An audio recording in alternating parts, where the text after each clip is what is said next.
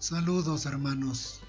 En los 155 años de la primera manifestación espiritual a través del conducto humano, este video es un sencillo homenaje para recordar ese momento en el que el Padre Elías, a través de Roque Rojas, por primera vez transmite una enseñanza espiritual en este tercer tiempo. Han pasado ya 155 años desde aquel 1 de septiembre de 1866. Haremos un paseo a través de la historia para recordar momentos trascendentes e importantes, desde los antecedentes que nos llevan a comprender por qué somos como somos, es decir, por qué pensamos y sentimos y vemos el mundo de una determinada forma. Este homenaje parte de esa labor que están haciendo nuestros hermanos del Templo de las Montañas Roque Rojas, donde, como propósito de conocer lo que es la enseñanza entregada dentro del espiritualismo trinitario mariano, estos días previos se han reunido para analizar el surgimiento en sus antecedentes de lo que fue el espiritualismo trinitario mariano. Conocer el pasado nos lleva a no ver de manera estática las cosas, pensando que esto que hacemos y cómo somos siempre ha sido así. Detrás de ello hay generaciones que han vivido, sentido, luchado, forjando lo que hoy tenemos como herencia, sabiendo que ahora mismo, en estos momentos, estamos forjando destino.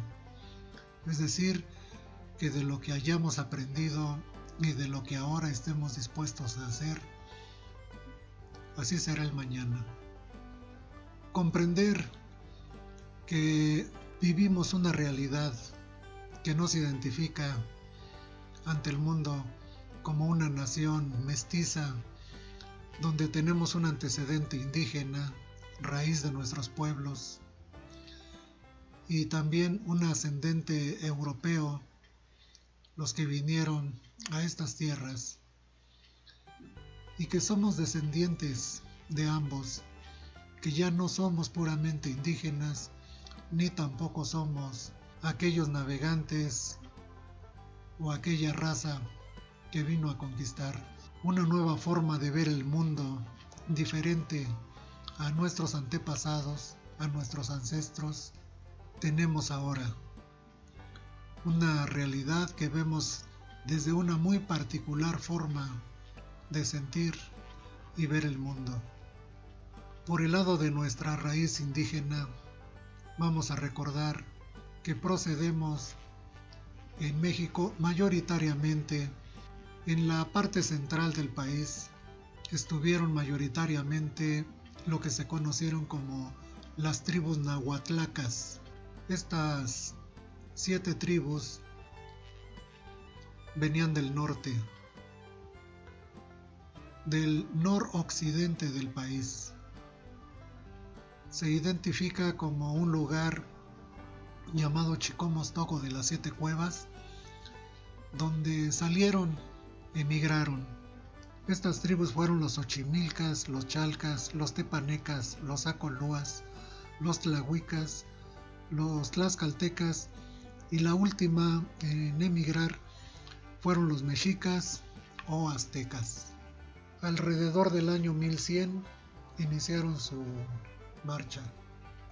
Después de 200 años llegaron a lo que hoy es el Valle de México.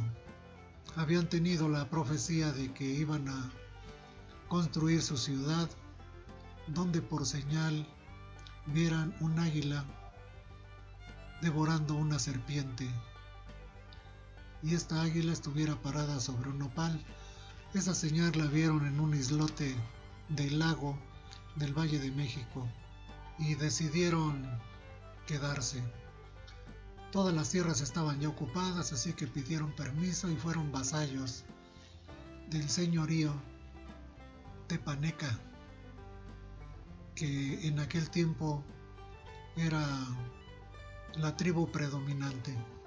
Al cabo de 200 años, no solamente se hicieron libres, sino fueron capaces de edificar una majestuosa ciudad, una maravilla, en medio del lago, con majestuosos palacios, calzadas.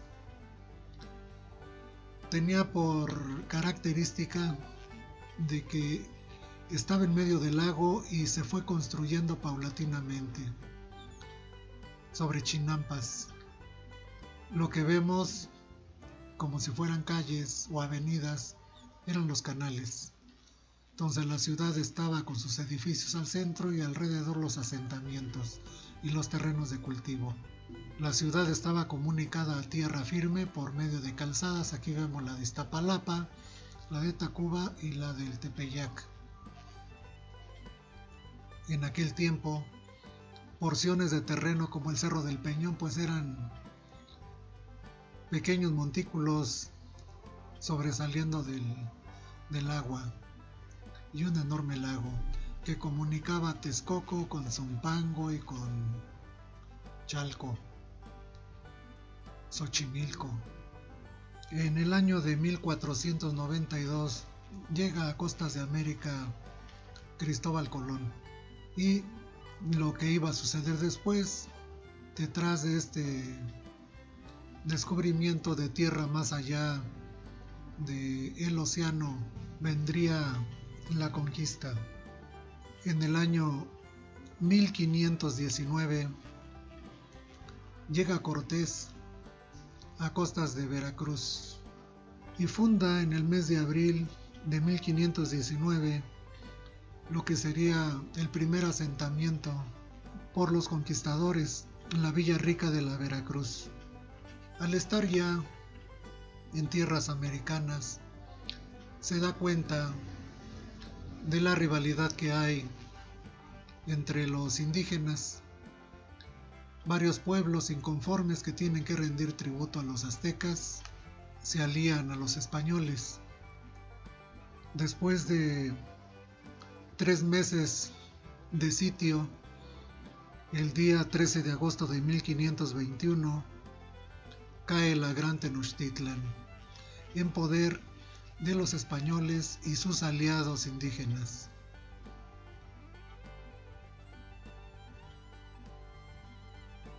Posterior a la conquista, tiene lugar la toma de las tierras, de los recursos, de los santuarios, y la cultura es destruida. Surge la encomienda como forma de organización social para la producción. En la encomienda se asigna tierra y los pobladores de esa tierra a un encomendero, a un español, y este señor es dueño sobre las tierras y sus bienes y sobre las personas. Con esta forma de organización social, varios españoles se hicieron acaudalados, pues tenían un trabajo por el que no pagaban, y grandes explotaciones, ya sea plantíos o en las minas, pues hicieron florecer en aquel tiempo la economía, el comercio. Fueron momentos difíciles, porque incluso antes de la llegada de los españoles, cuando un pueblo sometía a otro, pues solamente se pedía tributo, es decir, no se esclavizaba físicamente a los pobladores, ni se les tomaba sus tierras, se respetaba su religión, sus gobiernos, y estos pueblos solamente tendrían que rendir tributo, una porción de lo producido, pero ya bajo la encomienda, pues la esclavitud era total. A la conquista militar siguió la conquista espiritual.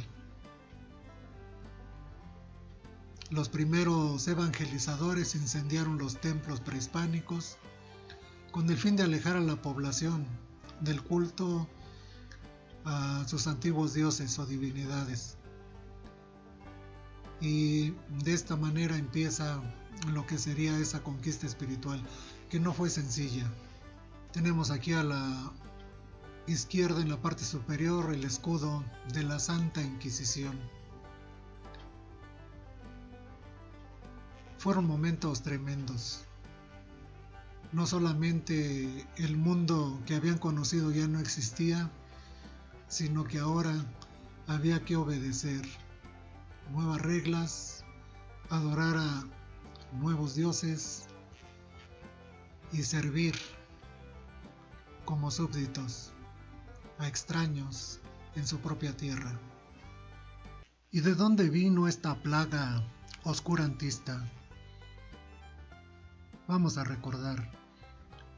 Después del Concilio de Nicea del año 325 de nuestra era, donde el emperador romano Constantino hizo del cristianismo la religión oficial del Imperio Romano, se persiguió y quemó todo vestigio del cristianismo antiguo, ese que practicaba las enseñanzas del Divino Maestro.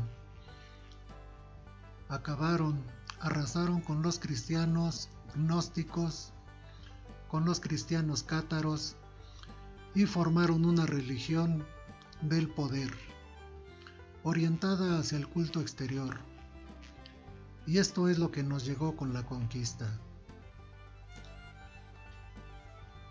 Ese proceso fue arduo.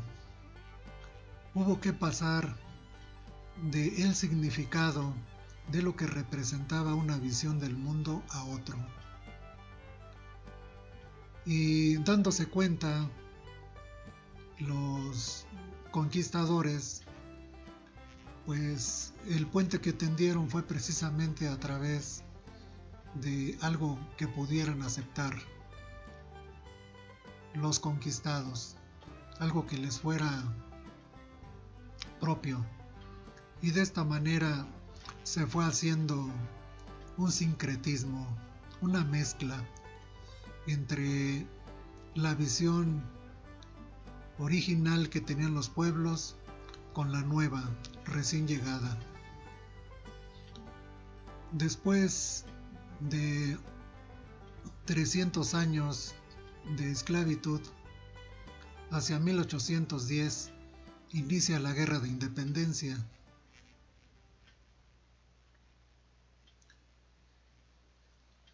Esa independencia que iba a durar hasta 1821, en que se promulga la independencia. Roque Rojas, el enviado de la Tercera Era, nace el 16 de agosto de 1812. Su nombre completo, Roque Jacinto Rojas Esparza. Es decir, que en el tiempo de su nacimiento e infancia, a Roque le toca ese periodo de la independencia de México, ese periodo de lucha por la independencia. Tenemos aquí a la vista el árbol genealógico de Roque Rojas, enfocándonos en sus padres, el señor Manuel Rojas y Fuentes y la señora Doña Dolores Esparza Ortega. Por parte de su padre tenía ascendencia judía y por parte de su madre ascendencia indígena, otomí. A través de los dos ya había alguna profecía por parte de su papá y por parte de su mamá de que entre la familia Rojas y de que entre la familia Esparza iba a haber un descendiente que vendría a ser como el libertador. Entonces, en medio de esos antecedentes, nace Roque Rojas en la Ciudad de México. Otro dato sobre el árbol genealógico de Roque Rojas es que contrae matrimonio en el pueblo de Zumpango de la Laguna con la señorita Guadalupe Arias Malanco, con quien procrea una hija única de nombre Carolina Rojas Arias. Roque Rojas queda huérfano de madre en su juventud. Apoyado por su padrino Juan López Montiel, es que puede ingresar al Seminario de México. Estudia ahí por un periodo de 3 años. Al fallecer su padrino, tiene que dejar el seminario y ponerse a trabajar. Se destaca que fue muy hábil para aprender oficios. Se le ubican 22 oficios. Fue impresor, grabador, carpintero, ebanista, relojero, pintor, entre otros oficios. Desde el año 1861 y hasta 1869, Roque Rojas recibe la inspiración de Elías.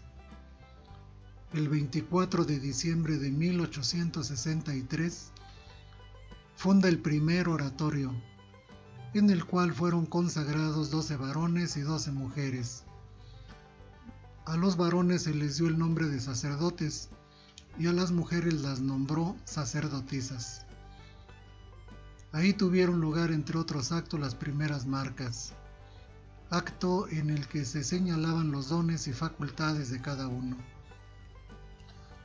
Los 12 varones que fueron consagrados en esa ocasión fueron don Andrés Tello, don Tomás Tello, don Antonio Mendoza, don Eduardo Duicois, don José Vergara, don Ismael Coro, don Vicente Pérez, don Carlos Bravo, don Francisco Oyoqui, don Manuel González, don Tomás González y don Pablo González.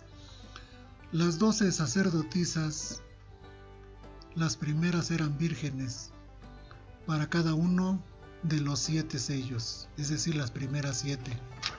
En primer lugar, la señorita Carolina Rojas Arias, señorita María de Jesús Mena Buendía, Guadalupe Róbalo Santillán, señorita María de Jesús Oviedo Suárez, señorita María de Jesús Vergara López, señorita Damiana Oviedo Suárez, señorita Dolores Arriaga López Cano, señorita Guadalupe Arias de Rojas, señora Refugio González Jácome, señora Luz Escobar de Tello, señora Luisa Oviedo Suárez de Mendoza y señora Guadalupe Suárez, viuda de Oviedo.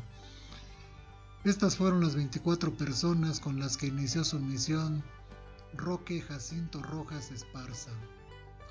Tiempo después, el domingo de resurrección de 1867, funda 7 recintos, a los cuales llama en aquellos días oratorios, y a los que se les da la representación de los 7 sellos, las 7 iglesias, como una anticipación de que en el seno de este pueblo se estaba revelando el significado del libro de los 7 sellos, ese profundo misterio que no podía permanecer oculto por más tiempo, solo en las figuras simbólicas del Apocalipsis, y que de acuerdo con las profecías, solamente el Cordero de Dios lo daría a conocer, para que el pueblo de Israel, por el Espíritu, no se confundiera. Roque Rojas empieza a recibir mensaje o manifestación espiritual desde el 21 de junio de 1861, pero es el día 1 de septiembre de 1866 donde por primera vez recibe la comunicación de Elías. En esa primera comunicación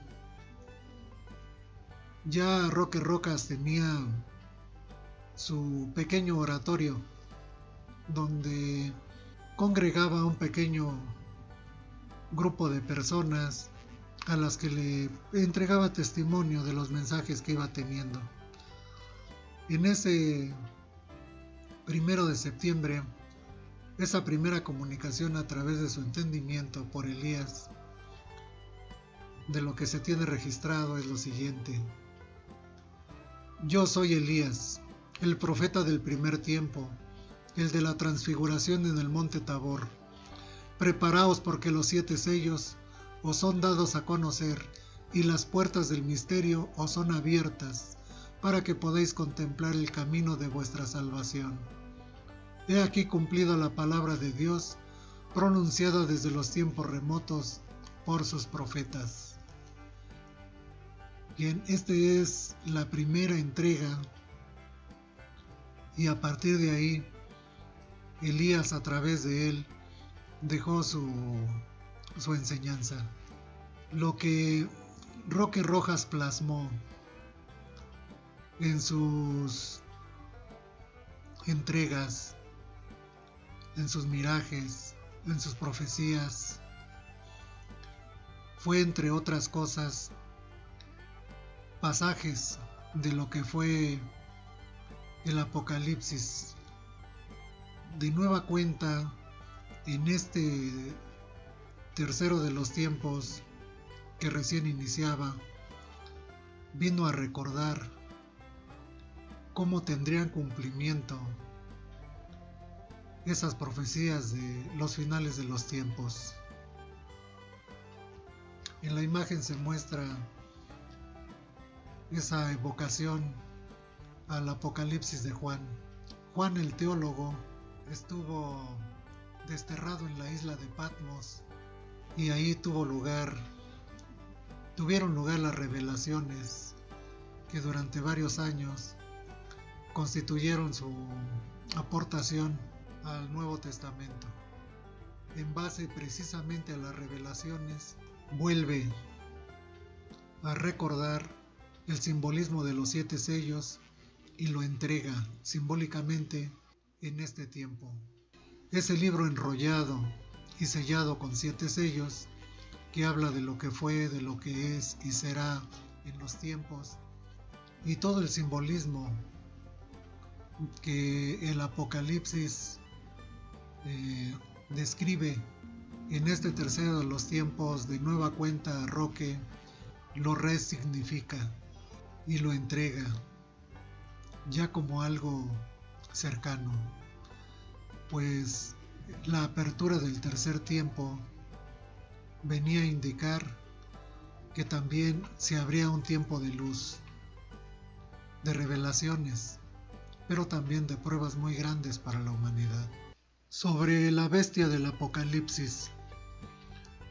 Ahora ya en este tiempo de revelaciones, es posible distinguir al poder creado como la bestia descrita en el Apocalipsis, que en uno de sus párrafos menciona: y que nadie puede comprar ni vender si no tiene la marca de la bestia. Y esa marca de la bestia ya podemos inferir que es algo implantado o inoculado en nuestros cuerpos. Ustedes deben comprender a qué me refiero. Es muy importante repasar el libro de las Revelaciones o Apocalipsis de Juan. Ahí viene la descripción de todo lo que está aconteciendo. Y llegado el momento, considerar que hay que sobreponernos a nuestras caídas, viviendo desde la esencia, desde el espíritu, ya que nuestra voluntad es soberana. Somos libres para decidir sobre nosotros y nuestro cuerpo, pero siempre hay que tener conciencia y voluntad para hacer algo. Sobre los 144,000 marcados de los que se habla en el Apocalipsis, estos se integran por 12,000 de cada tribu. son los que tienen el nombre de su padre escrito en la frente. Ser un marcado, un discípulo, cuando éste ha cumplido con su misión de manifestar su espíritu, es un iluminado, un ungido, a través del cual la conciencia crística de nuevo toma carne en la tierra. El simbolismo de la marca, la preparación, el crecimiento tienen así sentido. Cuando ahora sabemos que compartimos como humanidad una conciencia colectiva como especie, y que cuando una cantidad de individuos de la especie haya realizado un cambio en su conciencia, los demás integrantes de esa especie que están preparados serán capaces de asimilar ese salto de conciencia, es decir, hacer para sí lo que ya los otros hicieron manifiesto. Como humanidad tenemos que contribuir a forjar esos 144,000 espíritus iluminados por la conciencia crística. El Divino Maestro será en ellos e irán delante de los pueblos. Las 7 iglesias primigenias que los discípulos del Divino Maestro establecieron, esas primeras 7 fueron establecidas en Asia Menor, en el Medio Oriente, y son la de Pérgamo, Tiatira, Sardis, Filadelfia, Laodicea, Efesios y Esmirna. También por aquí aparece la isla de Patmos, donde estuvo desterrado Juan, el apóstol. Deseamos que estas primeras iglesias fueron establecidas por los discípulos del Maestro, por los apóstoles. Había mensajes con ellas y ocasionalmente las visitaban. Con ese bagaje, con esas entregas que estuvo teniendo Roque Rojas, se da un momento muy importante en la historia de nuestra nación. Benito Juárez promulga las leyes de reforma. Esto sucede un 25 de junio de 1856. La promulgación de las leyes de reforma separaba lo que era la iglesia del poder civil. Y esto fue decisivo porque hasta antes de este momento no había más que solamente una religión. Y Roque, que conocía a Benito Juárez, pues aprovechó el momento. En 1870 funda una iglesia mexicana. De 1861 hasta 1870, Roque estuvo recibiendo mensaje espiritual de Elías. Entre las aportaciones importantes de Roque Rojas está el hecho de que dio inicio a la comunicación espiritual. Esto es importante, muy importante, porque hasta antes de ese momento, todo lo que tenía que ver con lo sagrado, pues ahora era solamente a nivel del rito, de la liturgia, de los ceremoniales, pero ya no había un contacto, vamos a decir, directo con lo que se refiere al mundo de lo divino, de lo espiritual. Entonces este momento es importante, muy significativo. Roque recibe mensaje de 1861 a 1869. El 1 de septiembre de 1866 recibió la irradiación de Elías. En 1870 funda la Iglesia Mexicana Patriarcal Elías, con las 7 iglesias por él constituidas. Por su conducto, Elías dio a saber de la apertura del sexto sello y del inicio del tercer tiempo. Fundó una religión mexicana y, hay que señalar, se opuso a la continuidad de la manifestación espiritual. Él mismo decidió ya no seguir tomando la irradiación de Elías. Su enseñanza fue la base de diferentes doctrinas que surgieron de las 7 iglesias por él implantadas.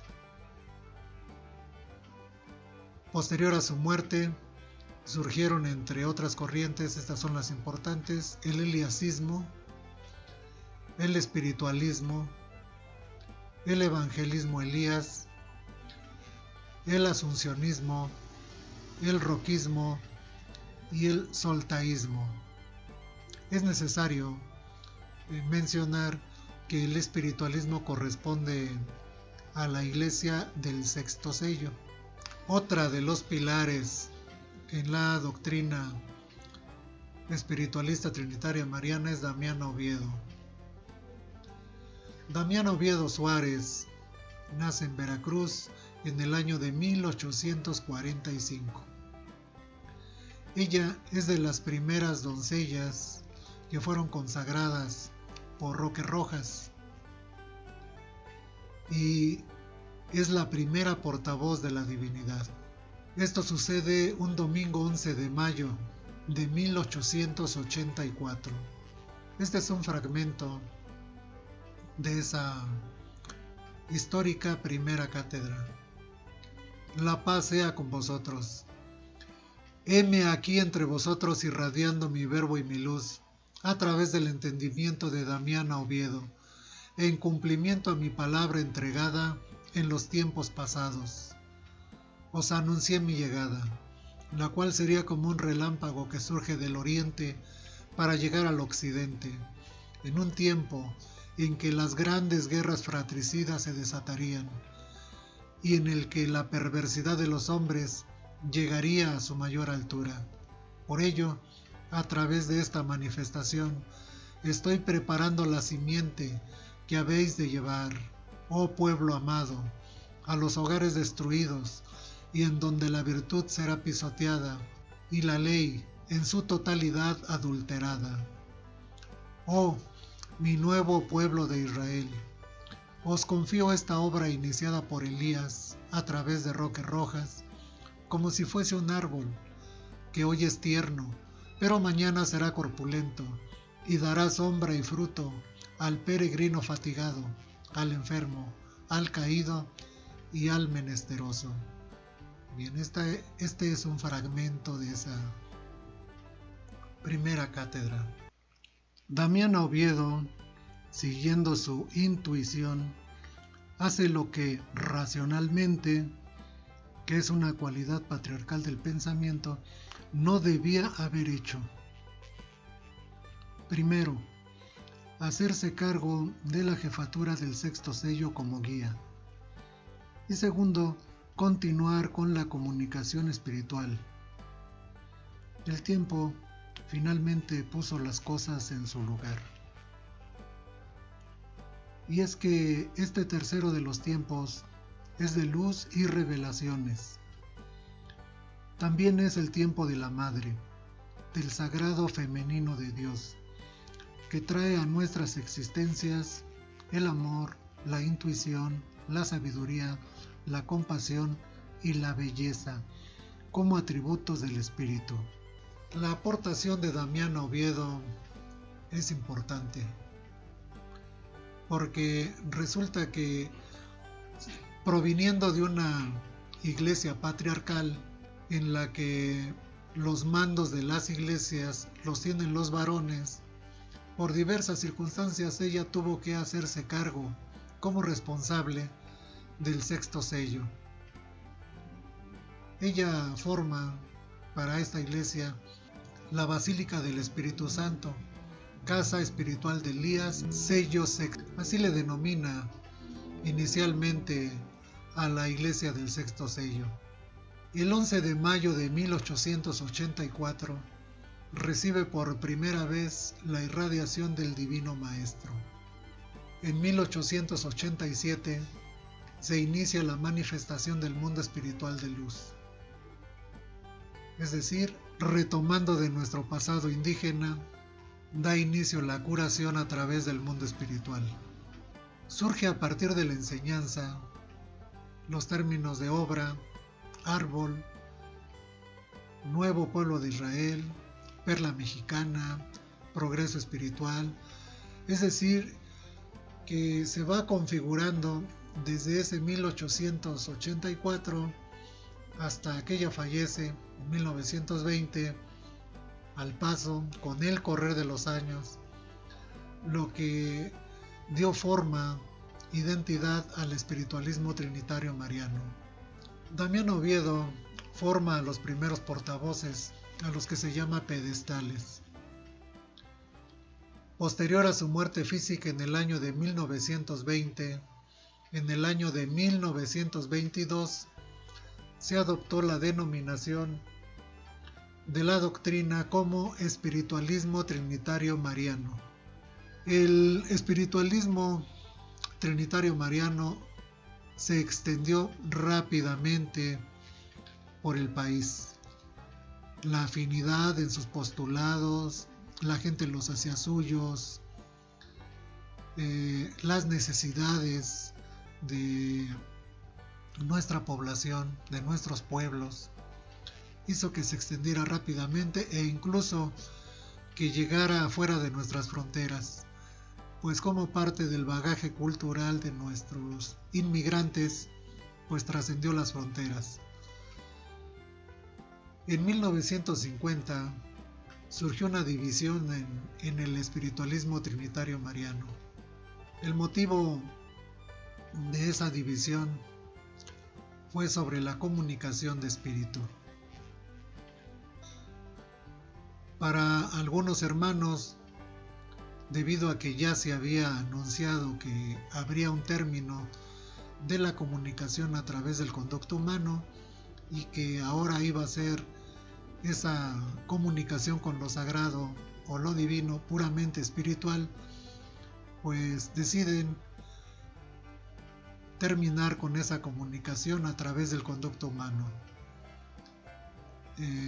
Varios templos, de hecho pudiéramos decir que muy posiblemente se parte el espiritualismo trinitario mariano por mitad. Varios templos cierran y se dan a la tarea ahora de incursionar en esa comunicación de espíritu a espíritu. Y otros recintos deciden continuar con la entrega de manera tradicional. Es decir, sigue habiendo cátedra, sigue habiendo curación. Pero ya está el antecedente de la necesidad de esa comunicación de espíritu a espíritu. Simplemente la parte que retoma la forma tradicional de trabajo considera que no es el tiempo, y los hermanos que deciden que ya es el tiempo, que había que cumplir el mandato porque así estaba ya establecido, pues al no encontrar acuerdo se separan. Ese momento es importante. 1950 viene a establecer un tiempo diferente para el espiritualismo y su desarrollo.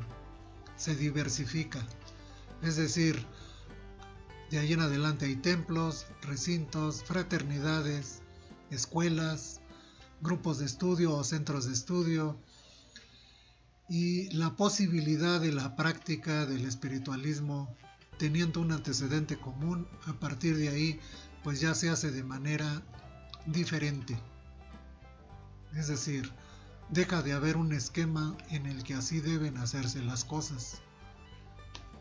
Otro momento importante y reciente dentro del desarrollo del espiritualismo trinitario mariano es el año de 2020. Justo el año pasado, y a propósito de lo que está aconteciendo. 2020 viene a marcarnos, a hacer que volteemos nuestra atención hacia el hecho de que el tiempo de las revelaciones ya se ha iniciado.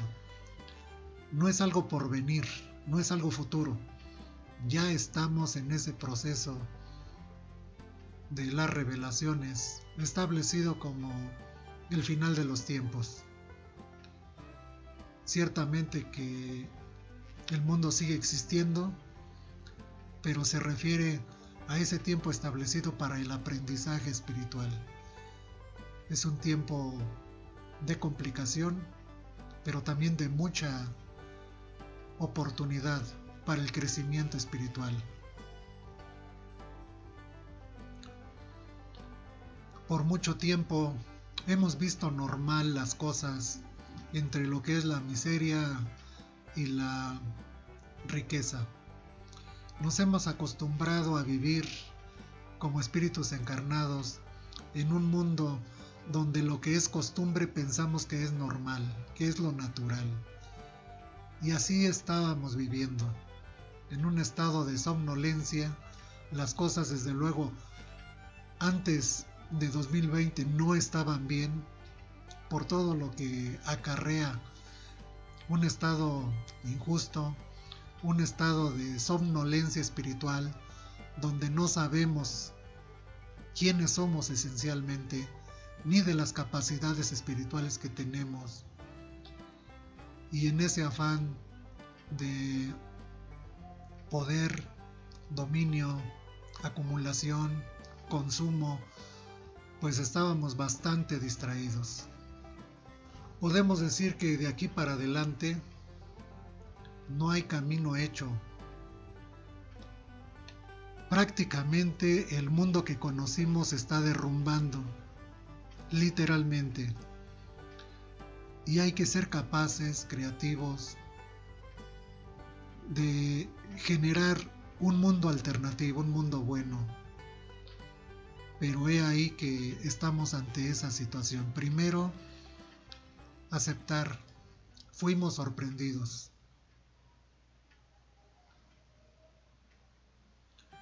Vivimos ahora un proceso de profunda transformación. El mundo está cambiando muy rápidamente y nuestra civilización humana se está reconfigurando.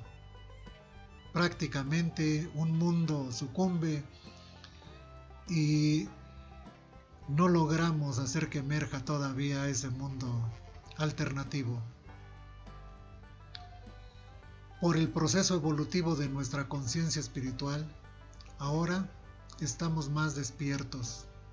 Tenemos ante nosotros la oportunidad, por primera vez, de vivir desde nuestra esencia, desde nuestro espíritu. Esto porque una nueva morada espiritual de luz ya está al alcance. Ya también quienes han compenetrado en lo que es correspondiente al espíritu, lo intuimos, lo sentimos. Esa nueva morada espiritual que genéricamente los que han trabajado su espiritualidad conocen como la quinta dimensión, que pudiéramos identificar como un plano de luz, pues sí, efectivamente ya está al alcance. Pero en contrapartida y como fuerza opuesta está el hecho de que el poder creado se ha hecho del control del mundo y sus recursos. Pero ya también ahora nos damos cuenta, un pequeño grupo de familias o linajes han decidido también hacernos esclavos de conciencia para tener un control total. No les bastan ya las riquezas, pues son prácticamente los dueños de todo cuanto hay en términos de economía, poder político, militar, industrial, de energía, por donde volteemos. Las industrias importantes como alimentos, comunicaciones, la medicina, todo lo tienen hiperconcentrado. Nos habíamos descuidado de ese aspecto y ahora hasta los gobiernos del mundo sirven a ese poder creado. Entonces, todo está para el crecimiento espiritual, pero delante en este mundo de la realidad material en el que vivimos está esta situación que no podemos evadir. Resulta que para la absoluta mayoría de la humanidad tenemos delante de sí un reto tremendo, muy grande. Podemos voltearnos para otro lado, hacer que no pasa nada, querer regresar al pasado y asimilarnos pasivamente a ese control absoluto del poder creado, es decir, dejarnos arrastrar por la corriente, pensando en que como todo mundo hace lo que le dicen, pues hacemos lo que nos digan. Y así, pues estaríamos cancelando la posibilidad de expandir nuestra conciencia, de manifestar el espíritu. La otra posibilidad que tenemos, la otra opción, es reafirmar nuestra condición de seres libres, edificando un mundo de libertad, fraternidad y paz, basado en el amor. Siendo como somos, cualquiera que sea nuestra situación, nacionalidad, credo, raza, edad, etc., todos somos necesarios en estos momentos. Ese mundo nuevo basado en el amor hay que construirlo. La divina presencia de Dios es en nosotros. Todo está dispuesto. Y ya sea por inspiración, por recuerdo de nuestro espíritu, por fe o convicción, hay que tener presente que el espíritu humano vencerá. Seguramente, sin temor a equivocarme, una de las revelaciones más grandes que este tiempo trae para nosotros es que el Espíritu Divino está en nosotros. Siempre crecimos en el conocimiento de que Dios estaba afuera, que había que venerarle y que Él, según nos portáramos, nos amonesta o nos gratifica. Esta revelación es la más grande, la más importante a asimilar. Dios es espíritu, un espíritu que como esencia, presencia y potencia está en todo, y también en nosotros. Entonces, estando en nosotros, Dios en nosotros es el que va a restituir este estado de cosas. Habíamos pensado en ser salvados por un enviado. He ahí que el enviado, el divino maestro, el Salvador prometido, está en nuestra conciencia. He ahí que Elías, como luz divina de Espíritu Santo, que estuvo iluminándonos hasta antes de este momento y que lo sigue haciendo, pero a partir de este momento hay necesidad de que la luz del Espíritu nuestro ahora irradie desde dentro de nosotros. Ya llegamos a este momento decisivo de nuestra historia. Es un momento muy importante de autodescubrimiento. Descubrir quiénes somos realmente en esencia, más allá de las creencias, las formas. Ya no se trata de tener conocimiento, sino de tener la vivencia, de sentirlo y expresarlo en nuestra vida del día a día. Vivir desde la esencia. Ese es ni más ni menos lo que está de por medio en este tiempo. Ante nosotros están retos formidables. El poder del mundo, con todo su control, quiere ahora el control total, el control hasta de nuestras voluntades. Por ello, va por hacernos esclavos de conciencia, sin que nos demos cuenta. Mas este momento que es decisivo implica darnos cuenta de las cosas, implica de nuestra parte voluntad, confianza, mucho amor y valor. Y hay que reconocer que en momentos de prueba como este, donde hay mucho miedo de por medio, buscamos sobrevivir, conservar lo que se tiene, aunque sean las condiciones más difíciles. Pero este momento, que es de descubrimiento, también es un momento de comunión, de unirnos, darnos cuenta que nos habíamos estado separando, siendo los mismos, que así divididos, que así separados, somos presa fácil, somos vulnerables. Hay que aprender de las lecciones que la vida nos ha dado como experiencia.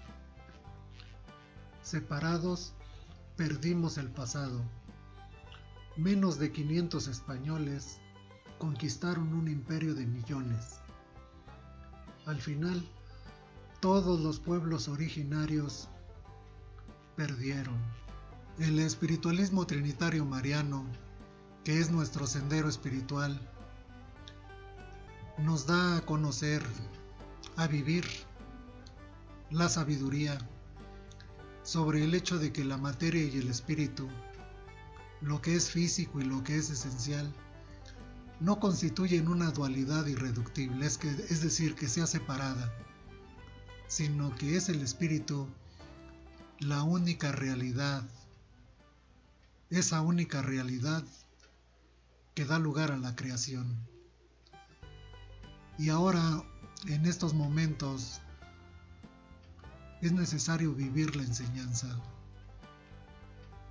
No podemos darle creencias a nuestros hermanos, ya las tienen. No podemos pensar que con un cambio de creencia podemos resolverle la vida a un hermano o lo podemos poner en el camino de la verdad. Hay que partir de la realidad concreta que ya tenemos. Y en el sendero espiritual en el que nos encontremos, en el que sea, tratar de unirnos por amor en el propósito común, unificado, de una humanidad en paz y en progreso espiritual. Es por eso que reconocer que todos los seres humanos, sin importar nuestra condición, somos hermanos, porque compartimos la misma esencia, hace que nos hermanemos, que nos unifiquemos más allá de toda diferencia. Por eso, desde este pequeño espacio, bendecidos sean todos nuestros hermanos, ya sea que recen en sus iglesias, oren en sus templos, en sus mezquitas o en sus sinagogas, en su santuario interno, o no sepan rezar ni orar. Decirles a todos los amo, bendecidos sean en sus caminos, todos somos uno y el mismo. A nuestros hermanos sin recinto, a quienes tengan motivación por tener un cumplimiento o una preparación y que radiquen cerca del Valle de Chalco, acérquense con nuestros hermanos del Templo de las Montañas Roques Rojas. Los horarios de servicio de este recinto para curación son los días martes y viernes de 3 a 5 de la tarde. Las cirugías espirituales, cuando se requiera, viernes a las 5 de la tarde. Las cátedras dominicales son a las 10 de la mañana y el desarrollo es terminando la cátedra a las 12 horas. Cátedras de fecha son los días 1 y 21 de mes. Si son entre semana, son a las 5 de la tarde. La dirección Es Cañada de Jico, manzana 410, lote 4, en la colonia San Miguel Jico, primera sección. Esto está en la cañada que forman el volcán de Jico y el Cerro del Marqués, en el municipio de Valle de Chalco, Solidaridad, Estado de México. Código postal 56613. Teléfono 55 64 64 94 32.